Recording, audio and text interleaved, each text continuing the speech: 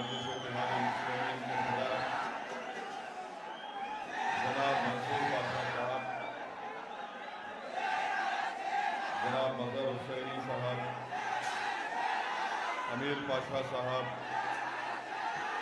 सैयद पाशा साहब, शब्बीर खान साहब, करनूल के साबिक़ा सदर जनाब अब्दुल रहमान साहब, नंदियाल के सदर अकबर साहब, नंदीकोटकूल के जिम्मेदारान और हमारे जुनैद साहब, मोअज़्ज़िज़ हाज़रीन इकराम, बुज़ुर्गान मिल्लत, मेरे नौजवान साथियों, मैं सबसे पहले आप तमाम का शुक्रगुज़ार हूँ कि आप लोग अपना कीमती वक्त निकाल कर आज के इस करनूल शहर में इंतखाबी जलसे में शिरकत की। मैं आपसे माज़रत भी चाहता हूँ कि एडमिनिस्ट्रेशन की तरफ से इस इंतखाबी जलसे को हम ये मुतालबा कर रहे थे कि एक खुले मैदान में इस इंतखाबी जलसे को करने की इजाज़त मिले, मगर नहीं मालूम किस बिना पर एडमिनिस्ट्रेशन ने हमको इजाज़त नहीं दी। खैर, आज आप आए हैं, मेरी आपसे गुजारिश है कि थोड़ा सब्र कर लीजिए और थोड़ा बैठ जाइए थोड़ी देर।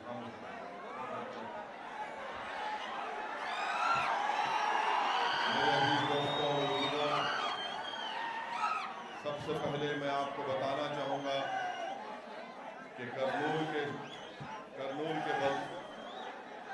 के बल्दी इंतखाबात में मजलिस इत्तेहाद मुस्लिमीन के 7 उम्मीदवार हैं।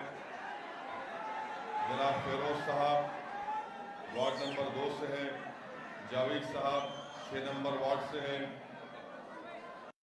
जनाब नागराज गौड़ साहब वार्ड नंबर 46 से हैं, जनाब अब्दुल मुनाफ साहब 10 नंबर वार्ड से हैं,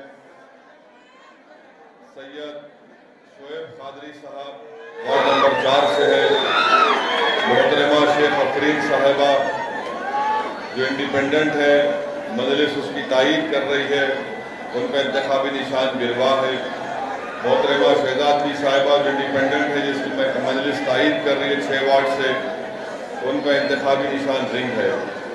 वार्ड नंबर 1, 2, 3, 4, 5 से मजलिस के उम्मीदवारों का इंतखाबी निशान पतंग है और आप तमाम से मेरी गुजारिश है कि 10 तारीख को आप मजलिस के उम्मीदवारों को कामयाब करें। नदियाल से मजलिस के 6 कैंडिडेट हैं, जनाब अकबर साहब की क़यादत में वहाँ पर नंदीकोटकूल में MIM के 4 उम्मीदवार हैं। तो मेरी आप तमाम से गुजारिश है कि 10 तारीख के दिन आप अपना एक वोट MIM पार्टी के हक़ में इस्तेमाल करें।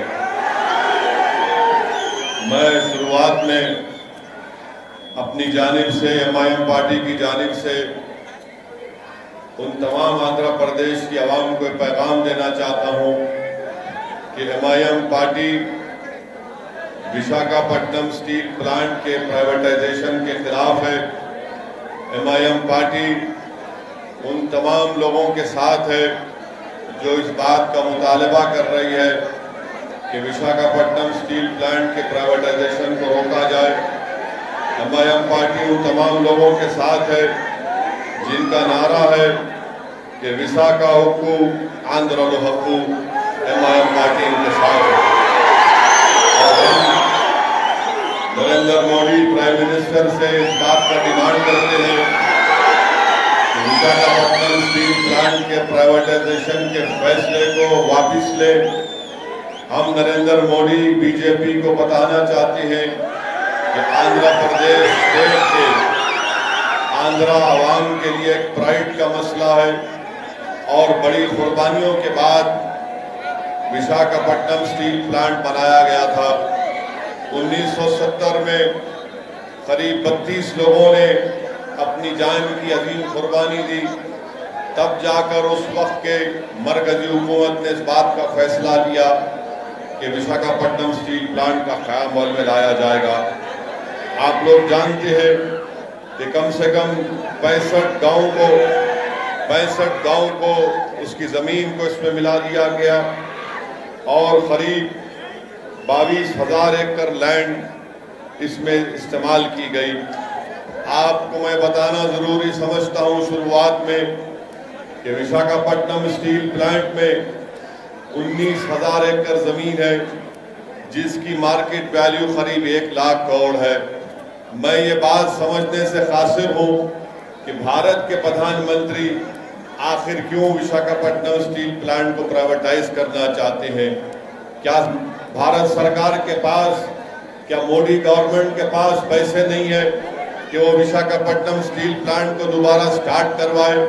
क्या नरेंद्र मोदी 20,000 लोगों को बेरोजगार करना चाहते हैं? नरेंद्र मोदी की सरकार ने 6.5 साल में जनता को वादा किया था कि हर साल 1 करोड़ लोगों को नौकरियां देंगे, मगर नौकरी नहीं दी। भारत के गरीब आवाम और नौजवान उनका मुकद्दर बेरोजगार बनाकर रख दिया उनको। आज ये सरकार विशाखापट्टनम स्टील प्लांट को प्राइवेटाइज करके क्रोनी कैपिटलिज्म की एक बेहतरीन मिसाल यहाँ पर पेश कर रही है। हम करनूल के इंतखाबी जलसे से यहाँ की रियासती हुकूमत के चीफ मिनिस्टर, YSR पार्टी के चीफ मिनिस्टर और भारत के प्राइम मिनिस्टर नरेंद्र मोदी, इन दोनों से हम डिमांड करते हैं कि वाइजाग स्टील प्लांट के प्राइवेटाइजेशन को रोका जाए और हम YSR पार्टी से इस बात का डिमांड करते हैं कि आंध्र प्रदेश की जनता ने इतनी बड़ी तादाद में आपको लोकसभा और असेंबली के इलेक्शन में कामयाब किया। हमारा डिमांड ये है कि यहाँ के चीफ मिनिस्टर अपना सिर्फ खत लिखकर मोदी से अपने गम का इजहार ना करें, बल्कि हम चीफ मिनिस्टर आंध्र प्रदेश से ये मुतालबा करते हैं कि वो आंध्र प्रदेश की जनता के मिजाज को समझें और रोड पर निकल कर आकर बीजेपी नरेंद्र मोदी सरकार के खिलाफ एहतजाज करें। MIM पार्टी भी उनका साथ देगी वाइजाग स्टील प्लांट को प्राइवेटाइजेशन के लिए। दूसरी मेरी बात आप तमाम से अर्ज करना यह है कि ये एक इलेक्शन की मीटिंग है और 10 तारीख के दिन इंतखाबात या पोलिंग का दिन है। मैं आपको ये बात बताना जरूरी समझता हूं मेरे भाई कि MIM पार्टी ने 2019 के असेंबली और पार्लियामेंट के इलेक्शन में हमने आप तमाम से अपील की थी कि आप इस इलेक्शन में TDP और BJP के खिलाफ वोट दीजिए। हमने आपसे अपील किया था कि आप असेंबली और पार्लियामेंट के इलेक्शन के लिए जगन मोहन रेड्डी का साथ दीजिए। आज ये म्युनिसिपल इलेक्शन है। मैं आपके दरमियान में खड़े होकर आंध्र प्रदेश की आवाम से अपील कर रहा हूं कि जहां कहीं भी MIM पार्टी के कैंडिडेट हैं, आप MIM पार्टी के कैंडिडेट्स को वोट देकर कामयाब करिए। मैं आपका शुक्रिया भी अदा करना चाहूंगा कि आपने MIM पार्टी की अपील पर हमारी बात की आपने लाज रखी और असेंबली और पार्लियामेंट के इलेक्शन में आपने नायडू और मोदी को हराकर यहां पर एक नई पार्टी को बनाया। मैं मजलिस-ए-इत्तेहादुल मुस्लिमीन की जानिब से आप तमाम से अपील करने आया हूं कि 10 तारीख के दिन जहां कहीं भी MIM पार्टी के कैंडिडेट्स हैं या जो उनके ताईदी उम्मीदवार हैं, आप उनके हक में अपने वोट का इस्तेमाल करिए। अधोनी में हो, करनूल में हो, नंदियाल में हो, हिंदूपुर में हो, अनंतपुर में हो, कड़पा में हो या विजयवाड़ा गुंटूर में हो, आप इन तमाम मुकामात पर MIM पार्टी के कैंडिडेट्स को कामयाब और कामरान करिए। मेरी आपसे एक और बात, आपको ये बात रखना था कि ये अजीब बात है कि असेंबली का इलेक्शन आता है तो YSR पार्टी के लोग हमको फोन करके बोलते आप हमारी सपोर्ट करो। पार्लियामेंट का इलेक्शन आता तो आप हमको बोलते। अब म्युनिसिपल इलेक्शन आया तो MIM पार्टी का मीटिंग मैदान में नहीं होना, हिंदूपुर में इलेक्शन क्यों लड़ रहे, अनंतपुर में क्यों लड़ रहे, अधोनी में हमको पब्लिक मीटिंग का परमिशन दिए फिर कैंसिल कर दिए। तो मैं इन लोगों को बताना चाह रहा हूं कि अधोनी में आपने हमको परमिशन नहीं दिया, तो मैंने कहा कि ठीक है, हमारा प्रोग्राम आज अधोनी में जुमे की नमाज के बाद जलसा था, इंतखाबी जलसा, मगर वहां पर बड़े बड़े लोग हैं, मिनिस्टर बनने का ख्वाब देख रहे हैं और अधोनी के अवाम को कह दिया कि मेरे को मिनिस्टर बनना है, असदुद्दीन ओवैसी को अधोनी में जलसा करने नहीं दूंगा। मैं उनको बताऊंगा कि आप मिनिस्टर बन जाओ या चपरासी बन जाओ, मगर एक बात याद रखो, आप मजलिस-ए इत्तेहादुल मुस्लिमीन को रोक नहीं सकते। मजलिस-ए इत्तेहादुल मुस्लिमीन एक असदुद्दीन ओवैसी का नाम नहीं है, ये तमाम लोग ये तमाम लोग असदुद्दीन ओवैसी हैं। तो अगर आप ये समझ रहे हैं, चाहे किसी भी पॉलिटिकल पार्टी का हो, अगर वो ये समझ रहा है कि एमआईएम पार्टी को जलसे नहीं होने देंगे, एमआईएम पार्टी के लोगों को डराएंगे, मेरे भाई डरते होंगे तेलुगु देशम के नायडू वाले, डरते होंगे बीजेपी आरएसएस वाले। हम किसी से नहीं डरते, हम डरते हैं तो सिर्फ अल्लाह से डरने वाले। तो अब क्या हुआ, वहां के अधोनी के जो जिम्मेदार थे वाईएसआर पार्टी के, उन्होंने हिमाकत करे, क्या करे, हिमाकत करे, थोड़ा दीवानापन करे। अगर आज मेरा जलसा हो जाता, मैं यहाँ पे आ जाता, मगर उन्होंने हमारा जलसा कैंसिल कराए, हमको चैलेंज करे, तो मैं बोला ठीक है, आज नमाज पढ़ने अधोनी में आऊंगा और कल फिर जलसे में जाऊंगा। तो अब क्या हो गया, 2 बार अधोनी जाना पड़ रहा।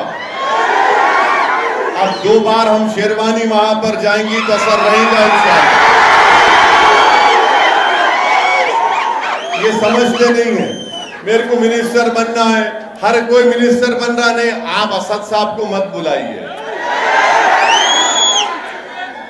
मजलिस को कैंडिडेट मत खड़ा करो। मेरे भाई, किसी एमएलए को मिनिस्टर बनना है तो मजलिस को मिनिस्टर बनने का शौक नहीं है, मजलिस को लड़ने का शौक है। मजलिस को अगर कोई मिनिस्टर बनता तो बन जाए, हमको इससे कोई परवाह नहीं है, आप बनते जो बनते बन जाओ, मगर हमको हमारा हक मिलना चाहिए, हमारे मसाइल हल होना चाहिए। इसीलिए अगर कोई आके ये बोलेगा कि एक आदमी की मकबूलियत के लिए एक आदमी को मिनिस्टर मिलने वाला है, आप उस बिना पर पूरे गरीबों के मफाद की कुर्बानी दे दो या कॉम्प्रोमाइज कर लो, मेरे भाई ये नहीं हो सकता है। जब तक हम जिंदा रहेंगे सबसे लड़ेंगे इंशाअल्लाह ताला। और हमारी ये जद्दोजहद, हमारी ये लड़ाई अपनी मकबूलियत के लिए, अपनी अना के लिए नहीं है, बल्कि गरीबों को उनका हक दिलाने के लिए। और मजलिस-ए इत्तेहादुल मुस्लिमीन की तारीख है 63 ईयर्स से, 63 साल से मजलिस-ए इत्तेहादुल मुस्लिमीन आवाम की खिदमत करती आ रही है। मैं आपको ये बताना चाह रहा हूं कि आज अल्हम्दुलिल्लाह अल्लाह ने मौका दिया करनूल को आने का, और मैं आपसे वादा कर रहा हूं कि अल्लाह मुझे जब तक जिंदा रखेगा, मैं बार बार करनूल को, अधोनी को, आता रहूंगा इंशाअल्लाह। आप नहीं रोक सकते मेरे को, इसलिए नहीं रोक सकते कि अल्हम्दुलिल्लाह हमारी लड़ाई इखलास के ऊपर मुबन्नी है। हम अपना हक चाहते हैं और एमआईएम पार्टी ने बहुत से चीफ मिनिस्टर को देखे। मैं आज से 25 साल पहले एमएलए बना था। मैं 25 साल पहले जब 1994 में एमएलए बना तो मैं एक ही एमएलए था।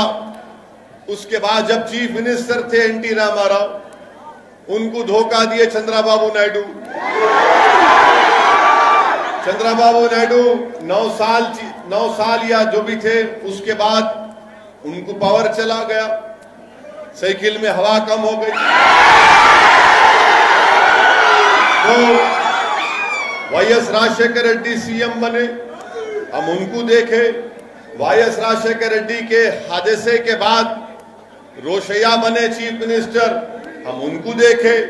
उसके बाद किरण कुमार रेड्डी आए, उन्होंने मजलिस से झगड़ा करे, उन्होंने अपनी पार्टी बना लिए, पार्टी का निशान चप्पल रखे, चप्पल राज में आई। किरण कुमार रेड्डी चले गए, किरण कुमार रेड्डी चले गए, आंध्रा तो बाइफर्केशन हो गया। यहां पर चंद्रबाबू नायडू बने, 5 साल के बाद उन्होंने घर में बैठ गए, उन्होंने जगनमोहन रेड्डी बन गए। तो अब तक माशाल्लाह से हम लोग 7-8 चीफ मिनिस्टर को देख लिए। आप हमको मत रोको, आप जितना हमको रोकेंगे ना, हम उतना जिद में आते। मजलिस के मुखालिफिन बोलते थे, मजलिस के जितने मुखालिफिन बोलते थे, असदुद्दीन ओवैसी तुम गुजरात को नहीं जाते, तुम मोदी से मिले हुए हैं, गुजरात को नहीं जाते। हम गुजरात को गए नहीं गए ना, गुजरात को गए। अहमदाबाद में खाली 25 दिन की मेहनत हमारे वहां के सदर जनाब साबिर भाई साहब ने, उनकी टीम ने की। 25 दिन की मेहनत में अल्हम्दुलिल्लाह मजलिस के 7 कॉरपोरेटर और अहमदाबाद में कामयाब हुए। गोधरा को पहली मर्तबा जिंदगी में गोधरा गया, 8 कैंडिडेट खड़ा किए, 7 जीते अल्हम्दुलिल्लाह। मोडासा में अगर मैं गलत ना कहूं तो 12 या 13 खड़ा किए, 9 जीत गए। अब मोडासा में leader of opposition MIM party का कांग्रेस को हमसे कम मिले। फिर भरूच में हमारे एक उम्मीदवार को कामयाबी मिली। तो मैं इन लोगों को बताना ये चाह रहा हूं कि हमारे को चैलेंज नहीं करना। तुम चैलेंज करे तो हम चैलेंज कबूल करने तैयार हैं, क्योंकि याद रखो तुम भी इंसान, मैं भी इंसान। तुम आज पावर में, तुम कल नहीं रहेंगे, मैं तो हमेशा रहूंगा इंशाअल्लाह। तो इन लोगों को क्या होता है कि पावर, हम पावर में है, हम रूलिंग पार्टी है। अरे तेरे जैसे 56 को देख लिया मैं अब तक। रूलिंग कई की रूलिंग पार्टी है तेरी? रूलिंग तो अल्लाह की है। लहू माफिस समावाते व माफिल अर्ज़, ज़मीन व आसमान का मालिक अल्लाह है। तुम क्या रूलिंग करते? उन्हें रूलिंग करता, उन्हें रूलिंग करा बोलते। सुबह में सूरज निकलता, रात में चांद तारे ये सब आते, बारिश होती। रूलिंग कहीं की रूलिंग भाई तेरी? कोई रूलिंग नहीं। ये दुनिया में हम सब जो है मुसाफिर है, पानी के बुलबुले हम सब लोग। तो ज्यादा हुरूर तकब्बुर नहीं करना बाबा। अल्लाह मौका दिया, काम कर लो। मिनिस्टर बनना है, जो मिनिस्टर बनो, क्या क्या बनते बनो। लाल गाड़ी के ऊपर लाल लाइट लगा के फिर लो, दूल्हे बन के, हमको इतराज नहीं है। हमारे को डिस्टर्ब नहीं करना। हमारे को डिस्टर्ब करे तो हम तुम्हारे पीछे पड़ जाते थे, और ऐसा पीछे पड़ते हैं कि तुम्हारे को आइंदा असेंबली इलेक्शन में नतीजा दिखाएंगे फिर हम। तो इसीलिए मैं इखलास के दायरे में रहकर, अदब के दायरे में रहकर इन लोगों से अपील कर रहा हूं, अपना काम करो, हमको अपना काम करने दो। आप अपना काम कर लो, कौन रोक रहा आपको? मगर नहीं, यहाँ मैदान में नहीं करना है। एमआईएम पार्टी को जलसा कैसा देते, आज बंद है। अरे आंध्रा में बंद है, हम भी बंद की तायीद करे, जुनेद भी करे, मंसूर भी करे, सब करे, तायीद करे, मगर ये शाम में बंद होता क्या?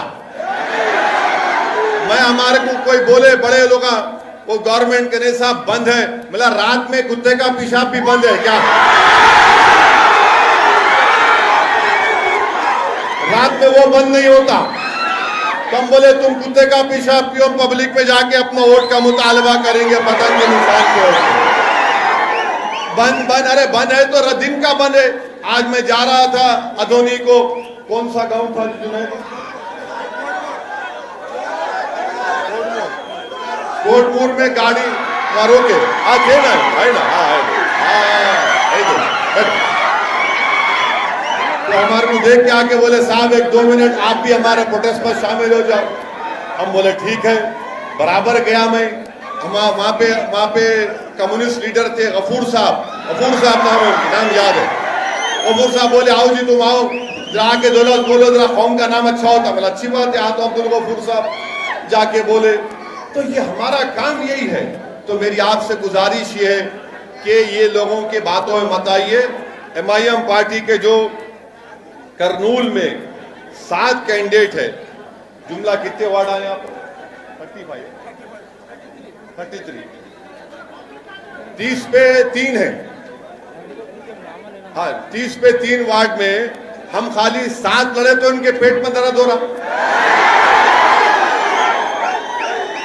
30 पे 3 है, 33 वार्ड है।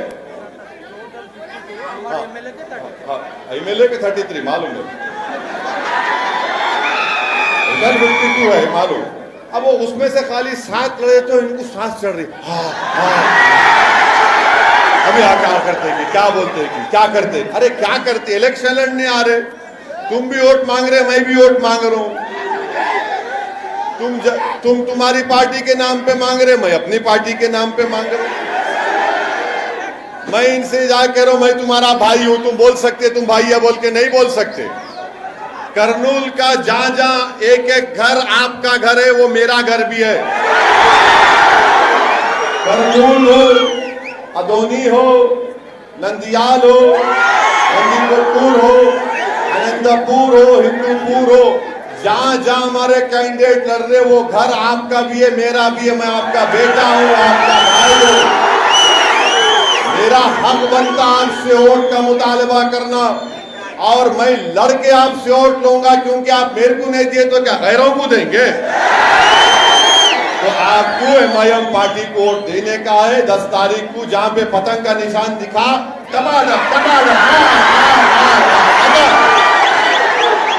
और 10 तारीख को पूरे आसमान पे खाली पतंग नजर आना।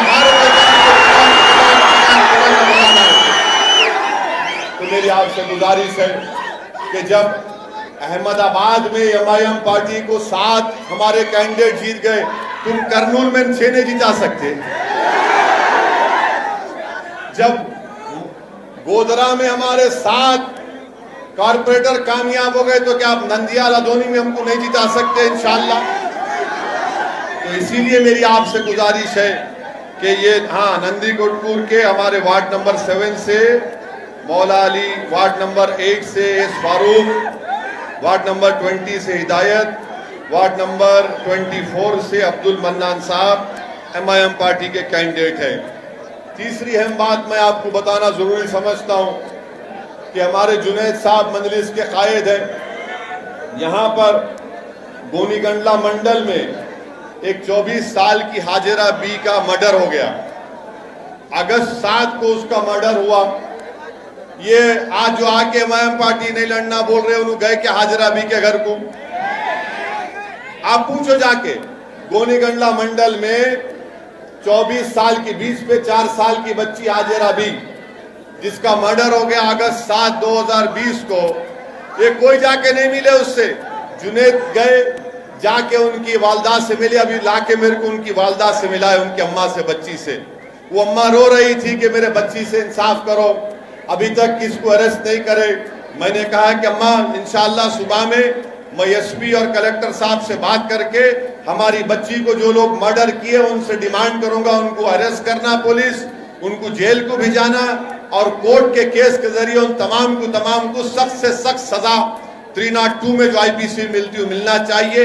ये काम MIM पार्टी कर रही है। अब जो लोग हमको बोल रहे हैं कि काम नहीं, ये आप इलेक्शन नहीं लड़ना, यहाँ कहीं को आए साहब आप, यहाँ अच्छा माहौल है। अरे अच्छा माहौल को अच्छा करने आए, खराब करने कौन आई थी?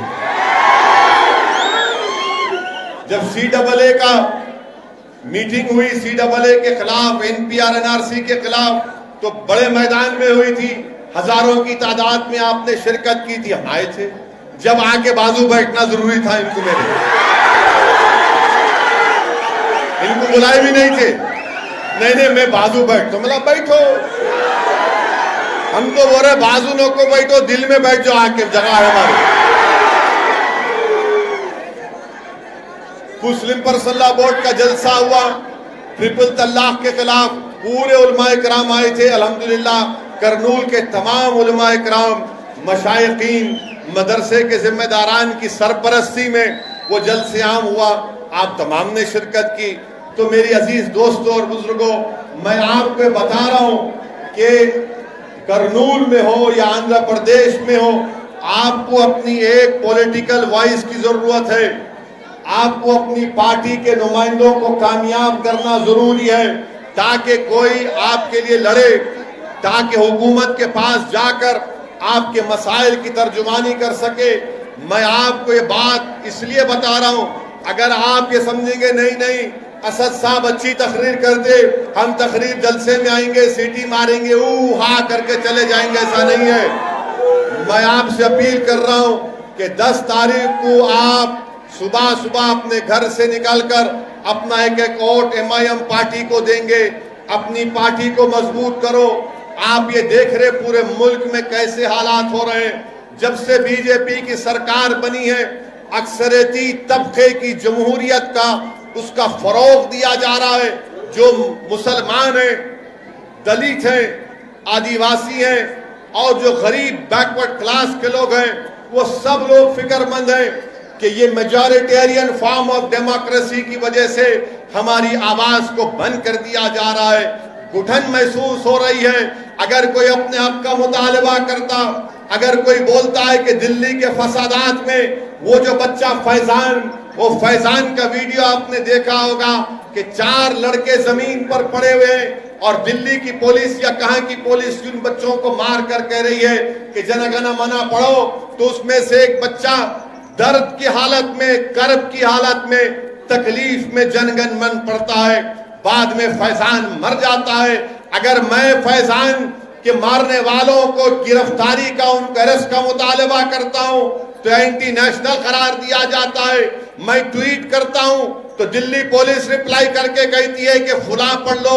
अरे दिल्ली पुलिस वालों, तुम यकीनन बहुत अक्लमंद होंगे मुझे मालूम, मगर मेरी आपसे एक ही रिक्वेस्ट है दिल्ली पुलिस के कमिश्नर पुलिस से कि मैं आज के जलसे से आपसे पूछना चाह रहा हूं, वो फैजान को जिन्होंने मारा, क्या आपने उनको गिरफ्तार किया?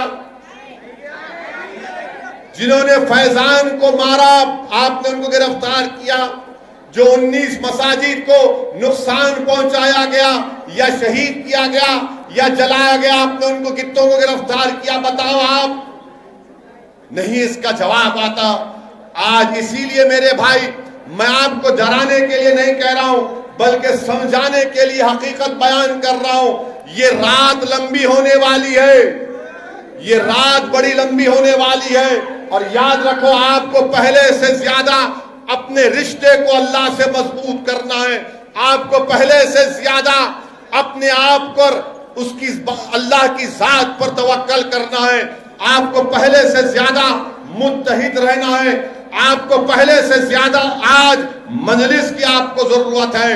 मजलिस आपकी आवाज है, मजलिस आपकी पहचान है। क्या आप नहीं देखते कि भारत की पार्लियामेंट में जब कभी भी कोई मसला आता है तो कौन उठकर बीजेपी की हुकूमत के खिलाफ बेबाक तरीके से उनको बयान करता है?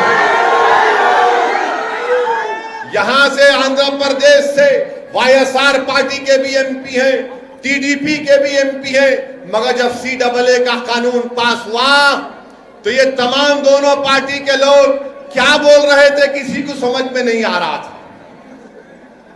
या दोस्ती कर रहे थे या दुश्मनी कर रहे थे, नहीं मालूम। ट्रिपल तलाक का बिल लाया गया, दोनों पार्टी समझ में नहीं आ रहा था कि तुम बीजेपी को तलाक दे रहे या शादी कर रहे, वो भी समझ में नहीं आ रहा। ऐसा लग रहा था कि ना तलाक देना चाह रहे, ना निकाह में वापिस लेना चाह रहे। मगर कौन साफ और वाज़े तरीके से, चाहे ट्रिपल तलाक हो, चाहे CAA का कानून हो, चाहे बजट हो, हम बेबाक तरीके से दलाइल को बीजेपी की मुखालिफत करते आ रहे हैं। ये काम MIM पार्टी कर रही है। और आप जानते हैं कि अल्लाह के फजलो करम से औरंगाबाद की पार्लियामेंट की सीट से भी एमआईएम पार्टी का कैंडिडेट कामयाब हुआ। एमआईएम पार्टी के अब 2 एमपी हो गए, 2 है। ये दो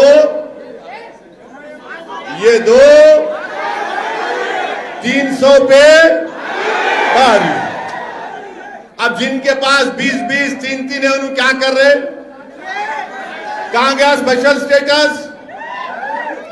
कहां गया स्पेशल स्टेटस? बोलो मेरे को आप। कुछ नहीं, बात ना टीडीपी करती ना इन्हों करते। क्या कहा, किधर गया?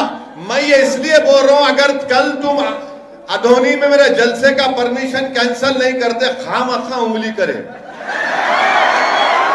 नहीं छेड़खानी करना हमसे पाशा। छेड़खानी करे तो हम काजकोरी की फल्ली है, तुम्हारे को गुजरी होती, याद रखो। अब मेरे को फोन करके कोई बोलते, अरे असद साहब हिंदूपुर क्यों आते? मला क्यों नहीं आना? अरे कहीं क्यों आते? मला हो आ तो मेरे अब्बा की जागीर है,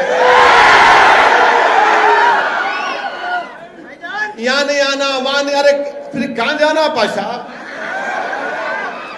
क्या जाना?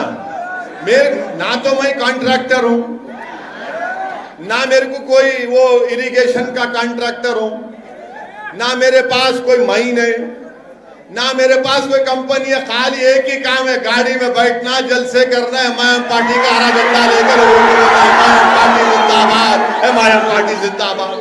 अब ये दूसरों को उनका कॉन्ट्रैक्टर भी है, दौलतमंद भी है, करोड़पति भी है, तो उनको डर होता, इनको इनसे डर होता, उनको उनसे डर होता। अरे तुम दोनों डर लो, हमको क्या करना? मेरे भाई, मेरी आप तमाम से, मेरी इज्जतदार माँ और बहनों से गुजारिश है कि आपको एमआईएम पार्टी को सपोर्ट करना है। 10 तारीख के दिन अपने वोट का इस्तेमाल करना है। और आपको वो और एक इल्जाम नहीं, कम्युनल है, फिरका परस्त है। असदुद्दीन ओवैसी अपनी स्पीच देते तो हेट स्पीच देते, भड़काऊ भाषण देते। मैं चैलेंज कर रहा हूं, अगर तुम चैलेंज कबूल कर लिए तो आओ अपन खड़े रह के एक डिबेट कर लेंगे, मालूम कर लेंगे कौन फिरका परस्त है, बताएंगे। कहां की फिरका परस्ती हम बता सकते हैं आपको। एमआईएम पार्टी कम्युनल है। अरे क्या तुम्हारे पास क्या सर्टिफिकेट है? कंपनी है? हाँ, तुम्हारे पास क्या कंपनी है? तुम स्टैंप मार के दिए तो सेकुलर, उन्होंने नहीं दिए तो कम्युनल। अरे तुम्हारे सर्टिफिकेट की जरूरत नहीं है, मैं ड्यूटी पे रखता हूं तुम्हारे सर्टिफिकेट को। नहीं वो कम्युनल है। अरे तुम अरे मैं कम्युनल तो तुम क्या है बताओ? फिर तुम क्या है बताओ? हर जगह पे अरे एमआईएम पार्टी कम्युनल। अरे तुम जितना बोलेंगे उतना मोहब्बत अल्लाह आवाम के दिलों में डालेगा इंशाअल्लाह। कम्युनल है। अरे कौन सा कम्युनलिज्म की बात कर रहा हूं मैं? तो बाबा साहिब अम्बेडकर का बना हुआ संविधान में जो हुकूक दिए गए, जो राइट्स दिए गए, फंडामेंटल राइट्स दिए गए, उनको बोलो हमको दो आप। नहीं कम्युनल। अरे कहां कम्युनल है? हम तो कह रहे हैं कि भारत में जो दलित है, आदिवासी है, जो मुसलमान है, जो गरीब है, पसमानदा है, आप उनसे इंसाफ करो, उनके महलों में तरक्की कराओ, उनके बच्चों के लिए स्कूल का इंतजाम करो, उनके बच्चों को नौकरियां दिलाओ। अगर ये कम्युनलिज्म है तो बताओ फिर सेकुलरिज्म क्या होगा? मेरे अजीज दोस्तों और बुजुर्गों, आप देखते हैं कि दुल्हन की स्कीम कहां गई अल्लाह को मालूम। वक्फ बोर्ड के जमीन का कमेटी नहीं बनती, minority corporation, overseas education scholarship वो भी नहीं मालूम किधर गया। मेरी आपसे एक ही अपील है कि आपको जमहूरियत में एक अपोजिशन की जरूरत है। अब यहाँ पे क्या हो रहा आंध्र प्रदेश में, ये रूलिंग पार्टी वाले बोलते अरे टीडीपी वाले पैसे लेके बैठ गए, तुम कहीं को नहीं ले रहे। पूछते पूरे टीडीपी वाले नायडू को धोखा दे, नायडू सुसरे को दिए, अब इनला नायडू को धोखा दे।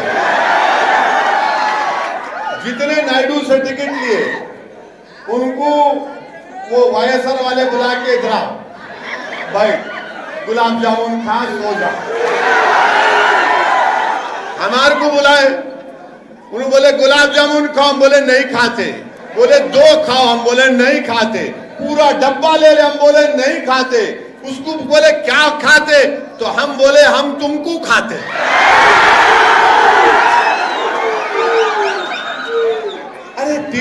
और एमआईएम में फर्क है बाबा।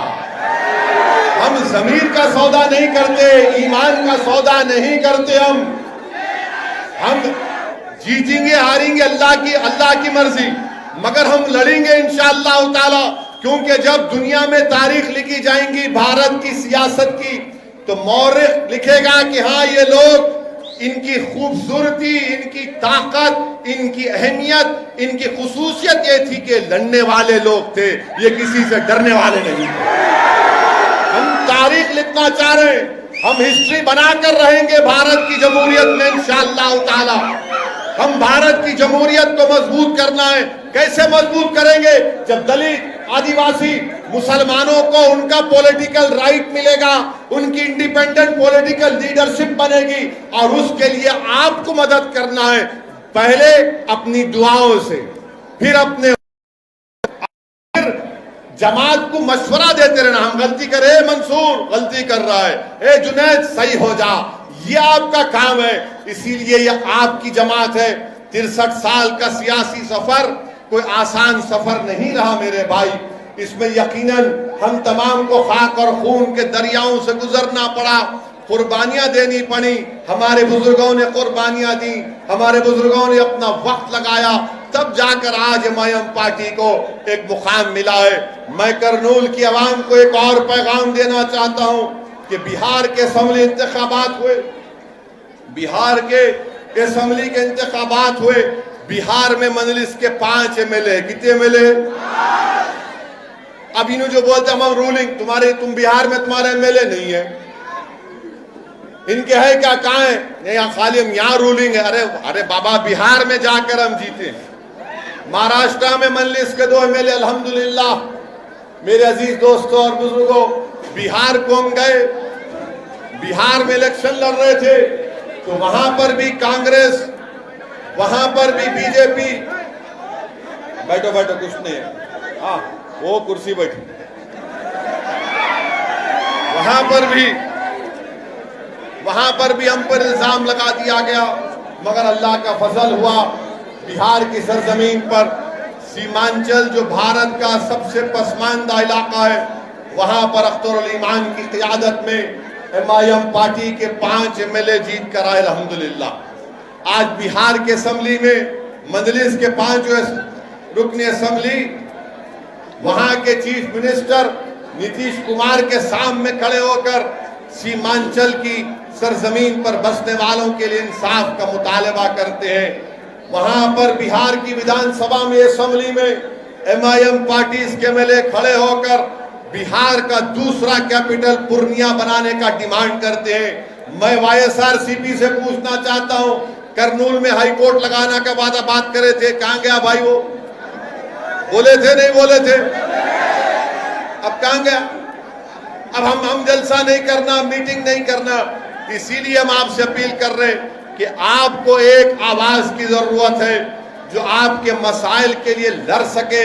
और करनूल की म्युनिसिपैलिटी में 33 में खाली हमारे 7 लड़ रहे, 7 के 7 जिता दो आप। माँ बाप की जवाब पे किसको वोट डालते, डालो बीजेपी को छोड़ के आप। मेरे अजीज दोस्तों और बुजुर्गों, और एक अहम बात की तरफ आपकी तवज्जो में मबजूल कराना चाहता हूं। कोरोना शुरू हुआ आज से 1 साल पहले, पूरे मुल्क में लॉकडाउन लगा दिया गया। नरेंद्र मोदी ने, प्राइम मिनिस्टर ने लॉकडाउन के लिए टीवी पे आके कहा, भाइयों बहनों मित्रों 4 घंटे का टाइम दिए लॉकडाउन। अब लॉकडाउन ऐसा लगाया कि पूरी गरीब का कारोबार बर्बाद, बच्चों की नौकरियां चले गई, इस जितने कारोबार थे पूरे बंद हो गए। और जब लॉकडाउन उठाने की बात आई तो नरेंद्र मोदी प्राइम मिनिस्टर ने, भारत के वजीर आजम ने 6 दिन का टाइम दिया कि 6 दिन के बाद लॉकडाउन खत्म होगा। मगर जब लॉकडाउन शुरू हुआ, लोगों की परेशानी बढ़ती गई, गरीब के पास खाने को खाना नहीं था, तो बीजेपी ने क्या किया? बीजेपी ने पूरे लॉकडाउन और आपके ये कोविड का, कोरोना की जिम्मेदारी मुसलमानों पे डाल दी और ये कहा कि तबलीगी जमात जिम्मेदार है। तबलीगी जमात को जिम्मेदार बना दिया गया। तबलीगी जमात के दिल्ली के मरकज पर छापा मारा गया, उसको बंद किया गया। मैं बीजेपी गवर्नमेंट से, दिल्ली गवर्नमेंट से डिमांड करता हूं कि तबलीगी जमात के मरकज को फौरन खोला जाए दिल्ली के। आप बंद नहीं रख सकते, आपका बंद करना गलत है। इसलिए गलत है कि मालूम हो गया कि जितने कोर्ट में केसेस थे तबलीगी जमात के जिम्मेदारों के खिलाफ, एक के बाद एक कोर्ट में केस खत्म होते जा रहे हैं। हार रही है सरकार वहां पर, और ये बीजेपी की तरफ से सिर्फ मुसलमानों के ताल्लुक से नफरत पैदा करने के लिए, इस्लाम के ताल्लुक से नफरत पैदा करने के लिए आपने तबलीगी जमात को जिम्मेदार करार दिया। मेरे अजीज दोस्तों और बुजुर्गों, भारत की तारीख में पहली मर्तबा ऐसा हुआ है कि एक बीमारी को किसी मजहब से जोड़ दिया गया और संघ परिवार के लोगों ने कोरोना को भी कलमा पढ़ाकर उसको मुसलमान बना दिया।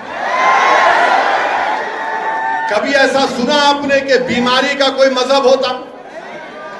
बीमारी का किसको भी बीमार हो सकते, कोई भी बीमार हो सकता, मगर नफरत पैदा करना था। मगर अल्लाह की जात बड़ी है, अल्लाह ने दिखा दिया कि झूठे ये हैं, और झूठ का अल्लाह ने बता दिया, झूठे को उसके मंजिल पर पहुंचा दिया। तबलीगी जमात को बर्बाद करने के लिए ये लोग आए। अरे मेरे भाई, आंध्रा के लोग, आंध्रा की एक जमात लखनऊ में फंस गई थी। आप पूछो उन लोगों को, मैं बात किया, लखनऊ में एक जमात फंस गई थी, उसमें एक हमारी गुंटूर की बहन का हमल साकित हो गया। हमारी बहन प्रेग्नेंट थी, उसको फौरन दवाखाने को ले जाना था, मगर उत्तर प्रदेश की हुकूमत ने देर कर दी। हमारी इस बहन का वो मिसकैरेज हो गया, गैर जरूरी उनको डाल के रखा गया था। कौन उठा रहा था, कौन जाकर ये कह रहा था कि कोरोना का ताल्लुक मुसलमानों से, तबलीगी जमात से नहीं है?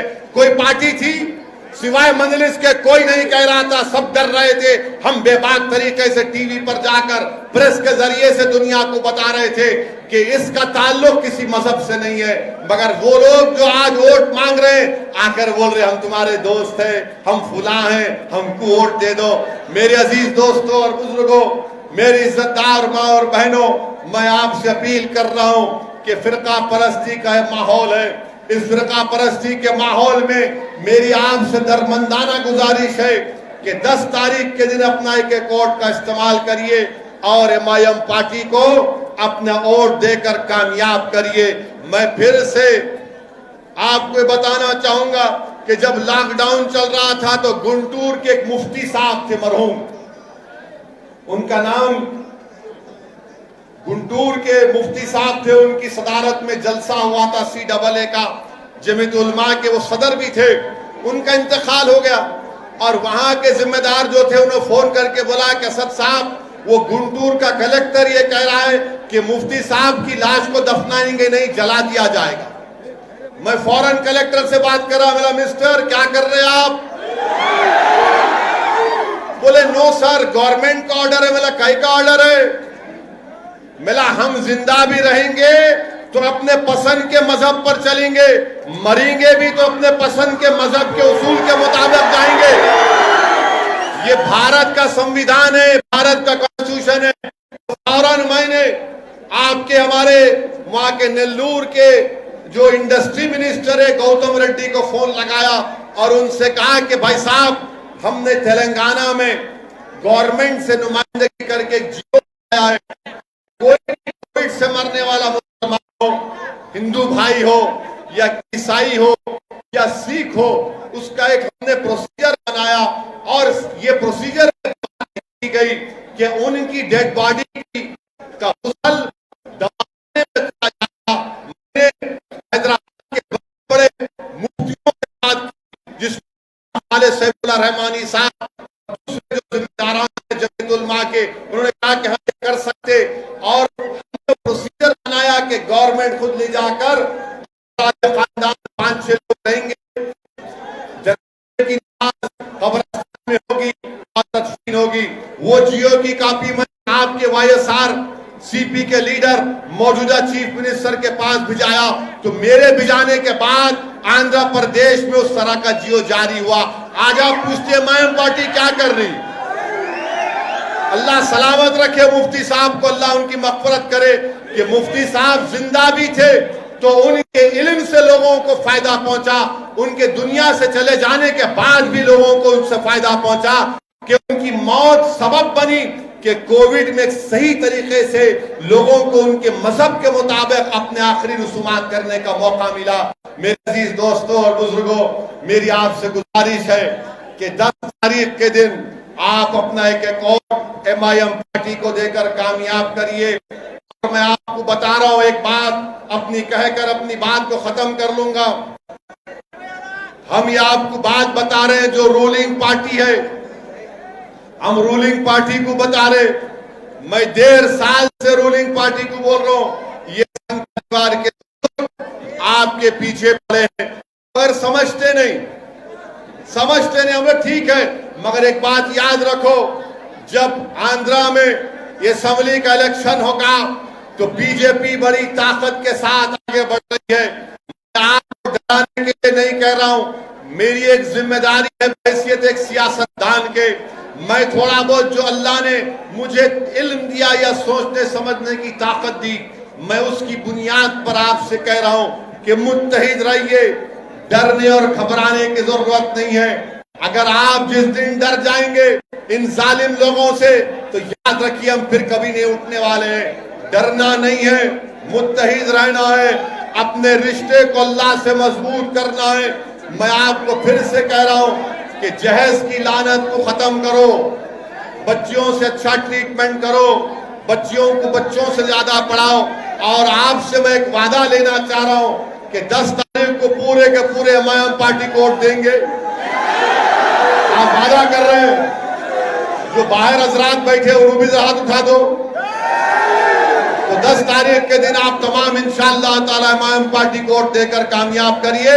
और मैं इंशाअल्लाह ताला करनूल को आता रहूंगा, रायलसीमा को आता रहूंगा, आंध्रा को आता रहूंगा। अस्सलाम वालेकुम व रहमतुल्लाहि व बरकातहू।